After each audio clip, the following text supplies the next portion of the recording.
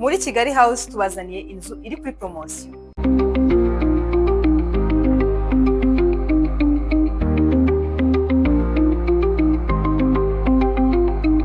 Ifite ibyumba 4, douche na toilette 3, iri muri quartier nziza ya Kibagabaga.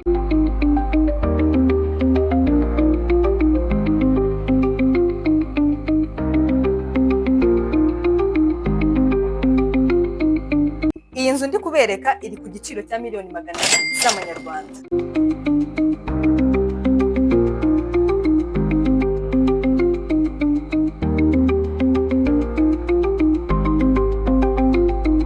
Iyi ni short video rero, full video iri kuri YouTube channel yacu ya Kigali House. Mutuvugishe tubagezeho iyi nzu nziza.